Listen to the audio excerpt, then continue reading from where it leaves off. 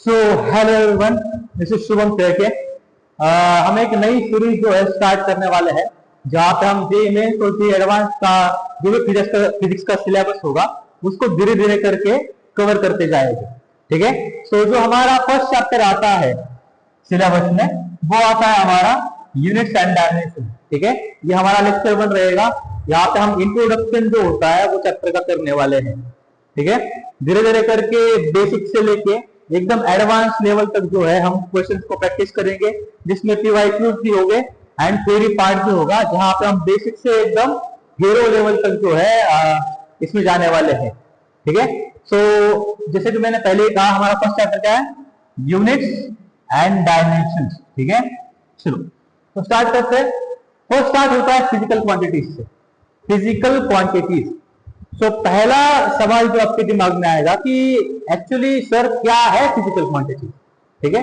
So physical quantities वो quantities होती है जिनको मैं एक्चुअल में मेजर कर सकता हूं और जिनका एक यूनिट होता है और जिनको मैं मेजर कर सकता हूं। ठीक है। So physical quantities is one that can be measured, जिसको मैं नाप सकता हूं, and consist of a magnitude and unit. ठीक है, जिसका एक मैग्नीट्यूड होगा और जिसको एक यूनिट होगा। ठीक है। फॉर एग्जाम्पल, अगर मैंने कहा फोर्स, राइट, अगर मैंने कहा फोर्स, तो मैं फोर्स को मेजर कर सकता हूं। और फोर्स का यूनिट क्या होता है? हम सबको पता है, वो होता है न्यूटन।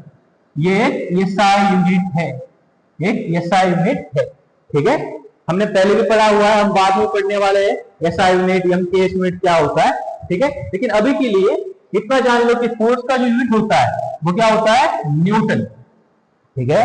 अब फिजिकल क्वांटिटीज को जो है यूनिट्स में नापा जाता है। और यूनिट्स क्या होते हैं? यूनिट्स को मैं दो ग्रुप्स में डिवाइड कर सकता हूं। जो फर्स्ट ग्रुप है वो है फंडामेंटल यूनिट्स एंड सेकेंड जो है हमारा डिराइव्ड यूनिट्स। फर्स्ट है फंडामेंटल यूनिट्स और दूसरा है डिराइव्ड यूनिट्स। ठीक है। और फंडामेंटल यूनिट्स का मतलब ये होता है, जैसे कि मैंने एक बिल्डिंग बना ली, ठीक है, तो बिल्डिंग्स के अंदर जो ईंटें होगी, जो ब्रिक्स होगी, उसको मैं बिल्डिंग का फंडामेंटल यूनिट कहूंगा। ठीक है। और लेट्स सपोज कि मैंने एक दीवार बना ली, एक वॉल बना ली, तो वॉल किसके हेल्प से बनी है? वो बनी है तुम्हारे fundamental unit of that building, that is brick, है ना। वो ईंटों को जोड़ के मैंने एक दीवार बना ली। वैसे मैं बहुत सारी दीवारें बना सकता हूँ, बहुत सारे बिल्डिंग बना सकता हूँ, राइट। तो फंडामेंटल यूनिट्स को यूज करने के बाद इनके हेल्प से इनको अलग अलग तरीके से जोड़ के तुम्हें डिराइव्ड यूनिट्स मिलते हैं। तो अब आगे है हमारे पास, ठीक है, ये हमारे पास कुछ फंडामेंटल यूनिट्स है। ठीक है। फर्स्ट है आपके पास लेंथ। ठीक है, फर्स्ट अपने पास क्या है? लेंथ का एसआई यूनिट क्या होता है? मीटर। इसका सिंबल क्या है? मीटर। ठीक है। देन मास को हम किस में नापते हैं? किलोग्राम्स में। एसआई यूनिट क्या है? किलोग्राम। सीजीएस क्या होगा वो हम बाद में पढ़ेंगे, लेकिन अभी के लिए जान लो ग्राम। ठीक है, ग्राम। और सिंबल क्या होता है? केजी। ऐसे लिखा जाता है। ठीक है ना, हमें पता है ना, 1 kg 2 kg ऐसे लिखते हैं। 1 kg नाप है, 2 kg नाप है, इस तरीके से। ठीक है, इस तरीके से।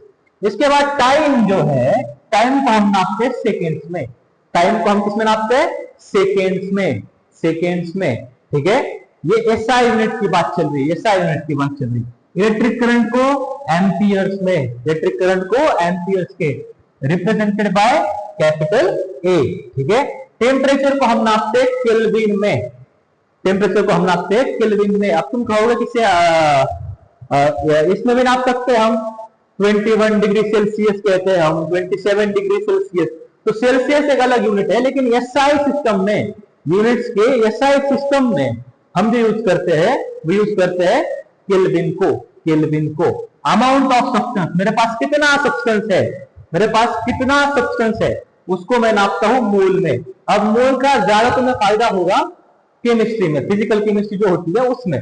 और एक होता है इसमें लिखना भूल गया, वो होता है लुमिनस इंटेंसिटी। लुमिनस इंटेंसिटी ये आपके फंडामेंटल यूनिट्स है, फंडामेंटल। इसका जो यूनिट होता है वो होता है कैंडेला। कैंडेला इसका ज्यादा यूज नहीं होगा लेकिन पता होना चाहिए, रिप्रेजेंटेड बाय सीडी, ठीक है, कैंडेला। तो हमारे पास 1 2 3 4 5 6 7, हमारे पास 7 फंडामेंटल क्वांटिटीज है। कितनी है? 7 फंडामेंटल क्वांटिटीज। यानी कि इन 7 यूनिट से ही बाकी सारे यूनिट बने होंगे, इन 7 यूनिट्स के हेल्प से ही बाकी सारे यूनिट्स बने होंगे। चलो फॉर एग्जांपल यहाँ पे आगे है, ठीक है, ये जो स्लाइड है ये बता रही है हमें कि डिराइव्ड यूनिट्स क्या होते हैं। क्या बता रहा है? Have an equation which links to other quantities, which links to other quantities, ठीक है। फॉर एग्जांपल अगर मैंने फोर्स लिया, फोर्स, तो फोर्स का फॉर्मूला है, सबको पता है क्या होता है? Mass into acceleration, mass into acceleration, mass into acceleration. देख रहे हो, मैंने दो क्वांटिटीज को मल्टीप्लाई करके फोर्स बनाया, दो क्वांटिटीज को मल्टीप्लाई करके फोर्स बनाया, जिसमें से मास तुम्हारी फंडामेंटल क्वांटिटी है। अगेन एक्सेलरेशन क्या होता है? Velocity upon time, right. तो एक्सेलरेशन भी अपने आप में डिराइव्ड क्वांटिटी है। इसमें फिर से वेलोसिटी देखो, वेलोसिटी क्या होता है? डिस्टेंस अपॉन टाइम, ठीक है। तो इसमें डिस्टेंस अपॉन टाइम यानी कि ये भी वेलोसिटी भी तुम्हारी एक डिराइव्ड क्वांटिटी है, जो कि एक से ज्यादा फंडामेंटल क्वांटिटीज को जोड़ के बना हुआ है। उसी तरह से मेरे पास और एक एग्जांपल है, pressure is equal to force upon area, force upon area, ठीक है। इसके पहले इसका देख लो, फोर्स का तुम्हारा होता है यूनिट न्यूटन, राइट, मास का होता है केजी, और जो एक्सीलरेशन होगा ये क्या होता है? एक्सीलरेशन, उससे क्या होगा? Metre per second square. इसको मैं लिखता हूं metre second raise to -2, metre per second square, है ना, मीटर पर सेकेंड स्क्वायर। ये जो प्रेशर है जिसका यूनिट क्या है? पास्कल, पास्कल, ठीक है। जो फोर्स है वो क्या होगा? न्यूटन, और एरिया क्या होगा? पर मीटर स्क्वायर, पर मीटर स्क्वायर। इसको मैं मल्टीप्लीकेशन अगर मुझे लिखना है तो मीटर रेज़ टू -2 लिख सकता हूं, लिख सकता हूं। इसी तरीके से अब हमारे पास आगे आते हैं कुछ और यूनिट्स, ठीक है। ये क्या है? Derived quantity symbol, derived quantity symbol, ठीक है, डिराइव्ड क्वांटिटी सिंबल। यहां पे क्या है? बेस इक्विवेलेंट यूनिट, मतलब उसके यूनिट्स क्या है, बेसिकली उसके यूनिट्स क्या है, ठीक है। फर्स्ट है एरिया। अब हमको सबको पता है कि एरिया को हम मीटर स्क्वायर में नापते हैं, दिख रहा होगा वहां पे, ठीक है, स्क्वायर मीटर कहते हैं या फिर इसको मीटर स्क्वायर कहते हैं। वॉल्यूम क्या होता है? तीनों साइड का मल्टीप्लिकेशन करके वॉल्यूम आता है, तो उसका क्या होगा? Metre cube. क्या होगा? Metre cube. ये सारे के सारे यूनिट तुम्हारे ध्यान में होने चाहिए, ये बहुत ज्यादा इंपॉर्टेंट है, क्योंकि आगे जाने के बाद जो फिजिक्स है, फिजिक्स में, केमिस्ट्री में, कहीं पे भी बार बार ये यूनिट आने वाले हैं, रिपीट होने वाले हैं, ठीक है। वॉल्यूम तो क्या होगा? मीटर क्यूब होगा। स्पीड या वेलोसिटी दोनों भी सेम ही है। स्पीड क्या होता है? स्केलर, वेलोसिटी क्या होता है? वेक्टर, ठीक है। इसके बारे में भी इसी चैप्टर में हम आगे जाने के बाद पढ़ने वाले हैं, ठीक है। इसके बाद एक्सीलरेशन, एक्सीलरेशन ये क्या होता है? Metre per second square, metre per second square, metre per second square, metre per second square, क्या होता है? मीटर पर सेकेंड स्क्वायर, ठीक है। देन डेंसिटी, डेंसिटी क्या होता है? Mass upon volume. डेंसिटी कैसे मिलता है? मास अपॉन वॉल्यूम से मिलता है, मास अपॉन वॉल्यूम से मिलता है, दिख रहा है? केजी मतलब मास और वॉल्यूम मतलब metre cube. Density equals to mass upon volume, इसका फॉर्मूला तुम्हें ध्यान होना चाहिए। कॉन्सेंट्रेशन, कितना अमाउंट है सॉल्यूशन में, कॉन्सेंट्रेशन, इसका क्या होता है? मोल पर क्यूबिक मीटर। मोल हमने देखा था, अमाउंट ऑफ सब्सटेंस क्या होता है? मोल। और कॉन्सेंट्रेशन मतलब क्या? कितने वॉल्यूम में कितना प्रेजेंट है, यानी कि मोल पर मीटर क्यूब। इसको मैं ऐसे भी लिख सकता हूं, है ना, मोल पर मीटर क्यूब। दोनों एक ही है, दोनों एक ही है, दोनों एक ही है, दोनों एक ही है, ठीक है। फोर्स क्या होता है? फोर्स होता है mass into acceleration, mass into acceleration. तो मास का तुम्हारा आया केजी और एक्सीलरेशन होता तुम्हारा मीटर पर सेकेंड स्क्वायर, ठीक है। इसी को ही न्यूटन भी कहा जाता है, इसी को ही न्यूटन भी कहा जाता है। ऐसा यूनिट है फोर्स का, जैसा unit of force is Newton. Newton. अब देखो वर्क और एनर्जी दोनों के भी यूनिट सेम होते हैं। दोनों के भी यूनिट सेम होते हैं। वर्क और एनर्जी दोनों के भी यूनिट सेम होते हैं। क्या होगा? वर्क कैसे आता है? फोर्स इंटू डिस्प्लेसमेंट करने के बाद। फोर्स इंटू डिस्प्लेसमेंट करने के बाद। देखो यहाँ पे ये तुम्हारा फोर्स का है, ये फोर्स का है। अगर मैं इसको डिस्प्लेसमेंट यानी मीटर से मल्टीप्लाई कर दूं तो ये मीटर स्क्वायर बनेगा ना। मीटर को मीटर से यहाँ पे अगर मल्टीप्लाई हो जाए तो मीटर स्क्वायर बनेगा। तो केजी मीटर स्क्वायर पर सेकेंड स्क्वायर, ये इसका यूनिट आ जाएगा। वर्क और एनर्जी का और एक यूनिट होता है, और मतलब क्या होता है, इसी को ही ऐसा यूनिट हम कहते हैं joule. KG metre square second square को, पर सेकेंड स्क्वायर को ही जूल कहा जाता है। जूल कहा जाता है। पावर पावर पावर कैसे मिलता है? पावर मिलता है work done upon time. Work upon time. Power कैसे मिलता है? Work upon time. Work done per unit time. Work done per unit time. Work done per unit time. Work done per unit time. इसको ही मैं power कहता हूं। अब work क्या है? इसका वाला, ये वाला यूनिट है नहीं, ये वाला यूनिट, इसको बस डिवाइड कर दो टाइम से। अगर तुम इसको और सेकेंड डिवाइड करोगे तो ऊपर जाके सेकेंड रेस्ट माइनस 3 बनेगा। सेकेंड रेस्ट माइनस 3 बनेगा, इसलिए ये तुम्हारा आंसर आएगा। ठीक है। अरे KG metre square second square है, अगर डिवाइड बाय सेकेंड करोगे तो ये ऊपर आने के बाद माइनस 2 है ना, अगर ऊपर आने के बाद ये क्या बन जाएगा? ये बनेगा KG metre square second raised to minus 3। Right, वही लिखा है। पावर का क्या है? KG metre square second raised to minus 3। इसी का ही ऐसा यूनिट क्या होता है? वैट। ऐसा यूनिट क्या होता है? वैट। पावर का यूनिट क्या होता है? वैट। पावर का यूनिट क्या होता है? वैट। ठीक है। वैट के साथ साथ तुम्हें ये भी याद होना चाहिए, एक्चुअली में याद करने की जरूरत है ही नहीं, हमें बस इतना पता होना चाहिए कि पावर क्या होता है? Work done upon time. Work done upon time. ठीक है। अब प्रेशर क्या होता है? प्रेशर होता है force upon area. Force upon area. Force upon area. तो देखो फोर्स कहां पे था? फोर्स कहां पे था? ये है KG metre second square. KG metre per second square. KG metre per second square किसका है? फोर्स का। अगर मैं इसको डिवाइड कर दूं एरिया से, तो ये अगर एरिया डिवाइड हो जाएगा तो मीटर स्क्वायर डिवाइड करोगे तो मीटर माइनस 1 हो जाएगा। राइट, मीटर माइनस 1 हो जाएगा। इसको ही तुम पास्कल भी कहते हो। पास्कल हमने पहले भी देखा था, पिछले वाले स्लाइड में भी हमने देखा था कि प्रेशर का जो यूनिट होता है वो क्या होता है? पास्कल। ठीक है। अब फ्रीक्वेंसी, फ्रीक्वेंसी होता है, फ्रीक्वेंसी के 2 यूनिट होते हैं, एक तो हर्ट्ज, और हर्ट्ज को ही हम 1/सेकेंड भी कहते हैं। 1/सेकेंड भी कहते हैं। ठीक है। 1/सेकेंड भी कहते हैं। ये बहुत इंपॉर्टेंट जो है, सारे के सारे क्वांटिटीज है जो तुम्हें याद होने चाहिए। याद, एकदम याद होने चाहिए। ठीक है। आगे अब और कुछ है। मोमेंटम। मोमेंटम होता है तुम्हारा mass into velocity. Mass into velocity. अब मास का क्या होगा? मास का केजी। वेलोसिटी क्या होता है? Metre per second. Metre per second. Metre per second. ठीक है। डेंसिटी क्या होता है? हमने पहले देखा हुआ है। डेंसिटी क्या होता है? Mass upon volume. Density equals to mass upon volume. तो ये क्या बनाने वाला है? KG metre raise to minus. ठीक है। केजी पर मीटर क्यूब, यानी KG into metre raise to minus. Pressure हमने देखा हुआ है पास्कल अभी। ठीक है। वर्क भी देखा हुआ है, एनर्जी। ठीक है। पावर देखा हुआ है, इलेक्ट्रिक चार्ज। ये यहाँ पे जान दो, ये हुए पीछे वाले इसमें हो गया है ये। राइट। अब इलेक्ट्रिक चार्ज क्या होता है? इलेक्ट्रिक चार्ज ये इंपॉर्टेंट है, ये पूछा जाता है कई बार। ठीक है। इलेक्ट्रिक चार्ज होता है current into time. Current into time. Current into time. Current का ए और टाइम का टी। करंट का ए और टाइम, इसका यूनिट क्या होगा?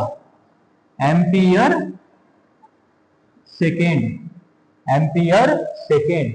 Ampere second. इसको ऐसे भी लिख सकते हो, एम्पियर सेकेंड। Ampere second. ठीक है। पोटेंशियल डिफरेंस क्या होता है? Energy upon charge. Energy upon charge. Energy upon charge. अब एनर्जी का देखो क्या था? एनर्जी का क्या था? एनर्जी का क्या था? KG metre square second raise to minus. ठीक है। क्या था? KG metre square second raise to minus 2 divide by charge. Charge का मुझे अभी अभी क्या मिला हुआ है, एम्पियर सेकेंड। तो ये लास्ट में क्या होने वाला है, ये बन जाएगा केजी। ये एम्पियर है ना कि एरिया, ठीक है। मीटर स्क्वायर कैसा का कैसा आएगा, सेकेंड यहां पे +1 है, ऊपर जाने के बाद क्या हो जाएगा पावर -1, तो ऐड होने के बाद बन जाएगा सेकेंड रेज़ टू -3, और एम्पियर का आ जाएगा एम्पियर रेज़ टू -1 आ गया, ठीक है। ये किसका है, पोटेंशियल डिफरेंस का। हमेशा याद रखना पोटेंशियल डिफरेंस होता है energy upon charge, energy upon charge, energy upon charge. क्या होता है potential difference, energy upon charge, energy upon charge, ठीक है। इसके बाद रेजिस्टेंस, रेजिस्टेंस कैसे मिलता है मुझे, पोटेंशियल डिफरेंस अपॉन करंट। सबको याद है वो, बीर बीर बीर potential difference equal to current into resistance, right. तो रेजिस्टेंस क्या बन जाएगा, current potential difference that is V upon current. Potential difference का यूनिट क्या मिला मुझे अभी अभी, ये मिला है मुझे KG metre square second raise to -3 ampere raise to -1 divide by current, divide by current. Current क्या होता है ए, ये क्या तुम्हें देगा, ये देने वाला है केजी, केजी फिर मीटर स्क्वायर फिर सेकेंड रेज़ टू -3 और ए रेज़ टू -3। ये याद होने चाहिए, ये डिराइव करना भी आना चाहिए, उसके साथ साथ याद भी होने चाहिए, एकदम याद होने चाहिए, ठीक है। सो नेक्स्ट, अब नेक्स्ट है तुम्हारे पास ये कुछ और इंपॉर्टेंट है। स्ट्रेस तुम्हारा होता है फोर्स अपॉन एरिया, स्ट्रेस तुम्हारा होता है force upon area, force upon area. अब फोर्स क्या होता है, फोर्स क्या होता है, इसको तुम न्यूटन पर मीटर स्क्वायर भी लिख सकते हो। उसी तरह तरीके से हमें पता है कि फोर्स क्या होता है, मास इनटू एक्सेलरेशन, यानी कि KG metre second raise to -2 upon metre square, which will give us kg metre raise to -1, metre raise to -1 और सेकेंड रेज़ टू -1, ये दे देगा। अब स्ट्रेन ध्यान दो, स्ट्रेन, स्ट्रेन होता है delta L by L, delta L by L. Delta L मतलब change in length divide by length, भले ही चेंज इन लेंथ हो लेकिन इसका भी यूनिट मीटर होगा। अरे चेंज इन लेंथ मतलब क्या है, 2 मीटर से 1 मीटर माइनस किया, क्या आएगा, 1 मीटर ही तो आएगा, मीटर ही तो आएगा, ना कि केजी। अगर मीटर में से मीटर माइनस करने के बाद थोड़ा ना केजी आएगा, मीटर ही तो आएगा, राइट। तो ऊपर का यूनिट भी मीटर है, नीचे का यूनिट भी मीटर है, मीटर अपॉन मीटर क्या हुआ, cancel, that means it is unitless, unitless. Sorry मैं डायमेंशन लेस लिखने वाला था, क्या हुआ ये, यूनिटलेस, क्या होगा, यूनिटलेस। इसका कोई भी यूनिट नहीं है, इसका कोई भी यूनिट तो कैंसिल हो जा रहा है, ठीक है। एम्स मॉडुलस तुम्हारा होता है stress upon strain, stress upon strain मतलब स्ट्रेस अपॉन स्ट्रेन, ठीक है, स्ट्रेस अपॉन स्ट्रेन। तो इसका यूनिट बताना क्या होगा, तुम बता सकते हो, राइट। स्ट्रेन का यूनिट स्ट्रेस का जो होगा इसका यूनिट होगा, ठीक है। इंटेंसिटी क्या होगा, इंटेंसिटी, इंटेंसिटी का मतलब होता है एनर्जी, एनर्जी, इंटेंसिटी का मतलब क्या होता है, energy per unit area per unit time. Let's suppose कि ये एरिया है, राइट, ये एरिया है जहां पे सनलाइट गिर रही है, तो यहाँ पे एनर्जी स्पाइक हो रही है, राइट। तो इस एरिया में, इस इतने एरिया में कितनी एनर्जी पड़ रही है, कितने टाइम में, इसके बारे में जो है हमें इंटेंसिटी बताती है, इसके बारे में हमें इंटेंसिटी बताती है। अब हमें सबको पता है कि एनर्जी का होता है जूल मीटर स्क्वायर और ये सेकेंड, इसको मैं लिख सकता हूं, इसको मैं लिख सकता हूं joule metre raise to -2 second raise to -1, तो ऊपर आएगा वो। लेकिन अब मुझे जूल का भी पता है, जूल को लिख सकता हूं, लेकिन एक्चुअल में जूल क्या है, जूल क्या है, force into displacement, force into displacement. देखो एनर्जी और वर्क का दोनों का यूनिट सेम होता है, वर्क क्या होता है, फोर्स इंटू डिस्प्लेसमेंट, फोर्स का क्या होता है न्यूटन, राइट। जूल को मैं लिख सकता हूं फोर्स न्यूटन इंटू डिस्प्लेसमेंट मतलब मीटर, ये मीटर रेज़ टू -2 जैसा का तैसा आएगा, सेकेंड रेज़ टू -1 जैसा का तैसा आएगा। अब इसमें मैं और एक चेंज कर सकता हूं, मुझे पता है कि न्यूटन क्या होता है। न्यूटन क्या होता है? फोर्स क्या होता है? Mass into acceleration. Mass into acceleration, mass क्या है? केजी। एक्सलरेशन क्या होता है? मीटर और सेकेंड स्क्वायर पर सेकेंड स्क्वायर, है ना? तो second raise to -2, metre raise to -2, second raise to -1, ठीक है? तो क्या बन जाएगा? KG metre raise to -1 second raise to -3। ये बन जाएगा तुम्हारा इंटेंसिटी का यूनिट। ये बन जाएगा तुम्हारा इंटेंसिटी का यूनिट, ठीक है? एनर्जी यानी कि जूल, एरिया और टाइम। एरिया क्या होता है? Metre square. ओके, एरिया क्या होता है? मीटर स्क्वायर, और ये क्या होता है? सेकेंड, ठीक है? तो जूल जो होता है वो कैसे आता है? Force into displacement. फोर्स तुम्हारा न्यूटन आया, इंटू डिस्प्लेसमेंट मीटर आया। बाकी मैंने वैसा का वैसा रखा है यहाँ पे, वैसा का वैसा रखा है यहाँ पे। जूल का क्या आया? Newton force into displacement. Force क्या होता है? फोर्स क्या होता है? फोर्स तुम्हारा होता है केजी, और यहाँ पे और एक मीटर आएगा, और एक मीटर आएगा। तभी मैं सोचू ये कैसे ऐसे हो रहा है, ठीक है? ध्यान दो, ध्यान दो, ध्यान दो। यहाँ पे और एक मीटर आएगा। ये वाला मीटर हमने छोड़ दिया ना, ये वाला मीटर हमने लिया ही नहीं था, राइट? ये मीटर यहाँ पे रख दिया मैंने। मीटर और मीटर, मीटर स्क्वायर आएगा जो कि इसको काट देगा। अब तुम्हारा क्या बनेगा? KG second raise to -3। तो इससे मुझे समझ में क्या आया? इसमें मुझे समझ में आया कि इंटेंसिटी जो है वो एक्चुअल में एरिया पे डिपेंडेंट नहीं है, क्योंकि वहां पे मीटर स्क्वायर की कोई भी टर्म नहीं आ रही। इंटेंसिटी एरिया पे डिपेंड नहीं करती, क्योंकि यूनिट में कहीं पे भी मीटर स्क्वायर नहीं आएगा। दिख रहा है तुम्हें यहाँ पे? मीटर स्क्वायर नहीं आ रहा ना, तो वो डिपेंड ही नहीं करेगा एरिया पे। यानी कि इंटेंसिटी इसके एरिया पे डिपेंड नहीं करेगी, इंटेंसिटी इसके एरिया पे डिपेंड नहीं करेगी। ये मुझे डायमेंशनल एनालिसिस से समझ में आया, ठीक है? इंपल्स क्या होता है? Force into time. Force into time, force क्या होता है? Newton second. ये भी कह सकता हूं, और जैसे कि मैंने ऑलरेडी तुम्हें कहा है, न्यूटन को मिल सकता हूं KG metre second raise to -2 into second. ये क्या बन जाएगा? KG metre second raise to -2। ये हो गया तुम्हारा इंपल्स का भी डायमेंशनल एनालिसिस, ठीक है? ये भी हो गया, ठीक है? इंपल्स भी याद रखना है, बहुत इंपॉर्टेंट है, बहुत बार आता है, ठीक है?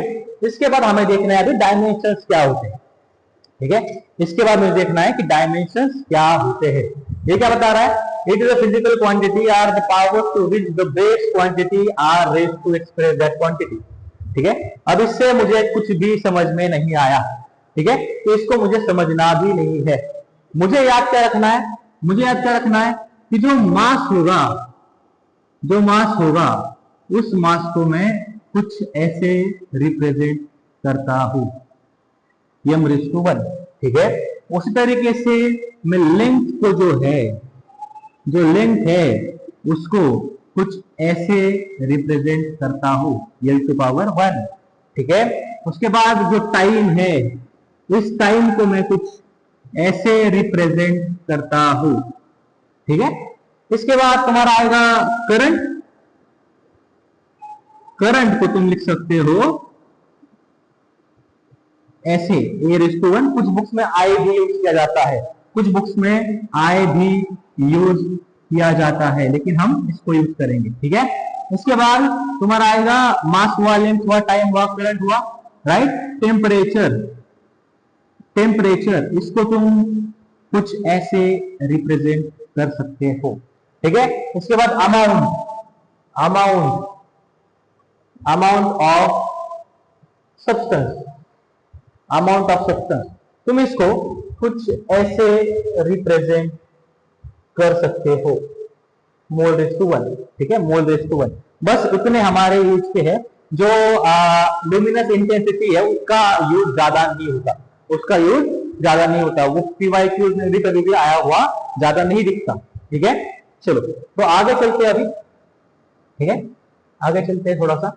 अब हमें थोड़ा देखना है कि लेट्स सपोज कि मेरे पास मुझे एक्सेलरेशन को, एक्सेलरेशन के डायमेंशंस लिखने हैं। लेट्स सपोज कि मुझे एक्सेलरेशन की जो है डायमेंशंस लिखने हैं, तो एक्सेलरेशन को मैं लिख सकता हूं, तो एक्सेलरेशन को मैं लिख सकता हूं वेलोसिटी अपॉन टाइम। वेलोसिटी क्या होती है? Metre per second, metre per second, और टाइम क्या होता है? Second, right. यहां से मेरे पास क्या बन जाएगा? Metre per second square, metre per second square. अब मैं इसको ही कैसे लिखूंगा? देखो, मीटर है यानी कि लेंथ है, इसको मैं यल लिखूंगा, यल लिखूंगा। लेंथ को मैं यल से रिप्रेजेंट करता हूं और टाइम को मैं टी से करता हूं, तो टी रेस टू -2। ये क्या बन जाएगा? यल टी -2, और इसको स्क्वायर ब्रैकेट में लिखा जाता है। ये डायमेंशन हो गए तुम्हारे एक्सेलरेशन के। उसी तरीके से लेट्स सपोज कि मुझे फोर्स का निकालना है, फोर्स का, फोर्स का, फोर्स क्या होगा? Mass into acceleration. मास का अब मैं केजी वगैरह नहीं लिख रहा, नहीं तो चलो एक काम करते हैं, शुरुआत के टाइम में लिख लेते हैं, KG into metre per second square, ये होगा। अब मुझे पता है केजी मास है, तो मास के लिए मैं यूज करूंगा यम रेस टू 1, केजी की पावर 1 है तो यम की पावर भी 1 होगी। यम मतलब मैं मीटर की बात कर रहा हूं, यानी कि लेंथ, इसकी पावर कितनी है? 1, तो 1 करूंगा, राइट। और सेकेंड मतलब टाइम की बात कर रहा हूं, तो टी यूज करूंगा, और रेस टू क्या आएगा? -2। ये होगा dimensional formula for force, right. उसी तरीके से मैं वॉल्यूम के लिए भी लिख सकता हूं। वॉल्यूम के लिए क्या आ जाएगा? मीटर क्यूब, मीटर क्यूब यानी क्या? यल का क्यूब, ठीक है। उस तरीके से मैं एरिया के लिए भी लिख सकता हूं। एरिया के लिए ऑब्वियस सी बात है, क्या आ जाएगा? यल स्क्वायर। डेंसिटी के लिए क्या लिख सकता हूं? डेंसिटी के लिए लिख सकता हूं मास अपॉन वॉल्यूम, मास अपॉन वॉल्यूम, यानी कि KG per metre cube. KG मतलब यम और यल रेज़ टू -2, खत्म। डेंसिटी के लिए भी आ चुका है। इसी तरीके से मैं और भी क्वांटिटीज के लिए लिख सकता हूं। फॉर एग्जांपल लेट्स सपोज कि मैं इंपल्स के लिए लिख रहा हूं, इंपल्स के लिए लिख रहा हूं। इंपल्स क्या होता है? Force into time, force into time, right. Force का क्या होगा? फोर्स का क्या होता है? Mass into acceleration, mass into acceleration.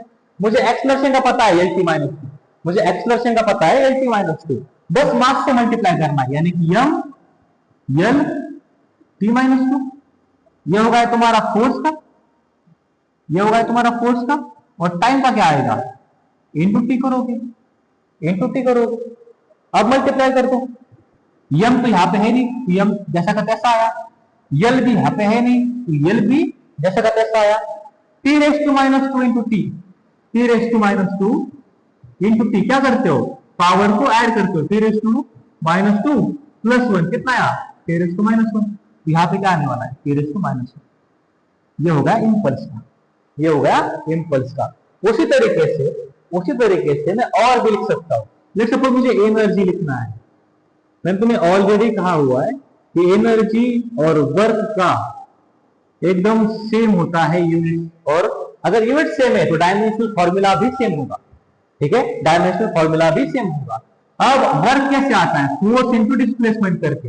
या फिर तुम सोच सकते हो, जब भी एनर्जी की बात आए, हम सबको पता है कि एनर्जी क्या होता है? पोटेंशियल एनर्जी हो सकती है, काइनेटिक एनर्जी हो सकती है, कोई भी एनर्जी हो, उसका यूनिट क्या होगा? जूल होगा, हमेशा यूनिट तो सेम ही रहेगा ना। तो किसी भी एक फॉर्मूला के बारे में सोचा करो। जैसे कि मैं ये तुमसे बताना चाह रहा हूं कि एनर्जी का अगर तुम्हें यूनिट याद नहीं है, तो सीधा तुम्हें सबको पता है कि पोटेंशियल एनर्जी क्या होती है? mgh। तो यम का क्या होगा? केजी। जी यानी क्या है? ग्रेविटेशनल एक्सेलरेशन, यानी कि मीटर पर सेकेंड स्क्वायर, और ये एच क्या है? यम, ठीक है। तो ये क्या हो जाएगा? KG metre square second raise to -2। तुम इस तरीके से इसको डिराइव भी कर सकते हो, अगर तुम्हें भले याद ही ना हो, राइट। और एक तरीका क्या है? हमें पता है कि वर्क और एनर्जी का सेम है, तो वर्क क्या होता है? Force into displacement. उससे भी तुम कर सकते हो फोर्स इनटू डिस्प्लेसमेंट, यानी कि डी। फोर्स क्या होता है? फोर्स क्या होता है? मास इनटू एक्सेलरेशन, मास यानी केजी। एक्सेलरेशन क्या होता है? मीटर पर सेकंड स्क्वायर, मीटर पर सेकंड स्क्वायर, मीटर पर सेकंड स्क्वायर। और डी क्या है? अगेन डिस्टेंस है, तो वहां पे मीटर आ जाएगा। तो क्या बनने वाला है? KG metre square second raise to -, दिख रहा? दोनों जगह पे सेम ही आ चुका है, ठीक है। तो इसका क्या आएगा? केजी का क्या आएगा? केजी का क्या आएगा?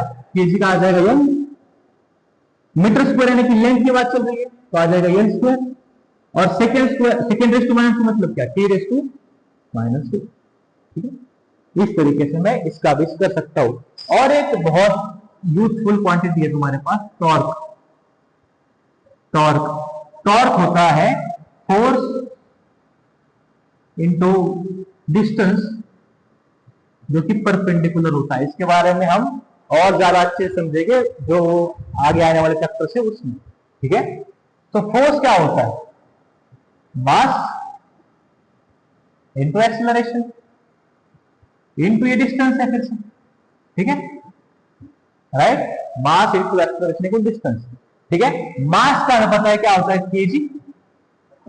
एक्सेलरेशन मतलब मीटर पर सेकेंड स्क्वायर, और डिस्टेंस क्या होता है, मीटर, क्या आ गया, केजी मीटर स्क्वायर, ये दोनों मल्टीप्लाई हो गए मीटर स्क्वायर, और second raise to minus.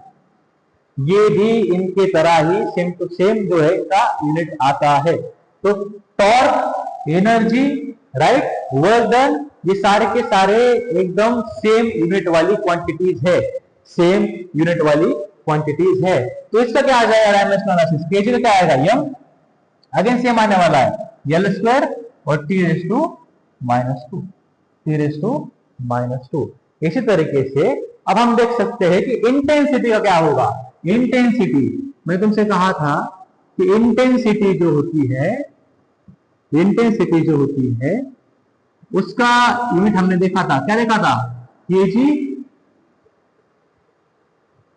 KG second raise to minus three, यानी क्या आएगा, M raise to one. L नहीं है तो क्या लिख सकते हो, यल जीरो और T raise to minus three. ये भी तरीका है लिखने का।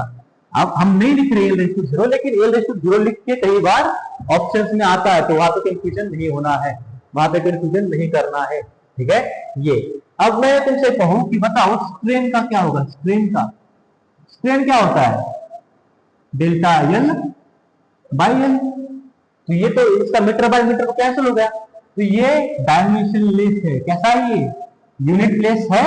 अगर यूनिट लेस है तो अब सी बात है कि डायमेंशन लेस भी होगा।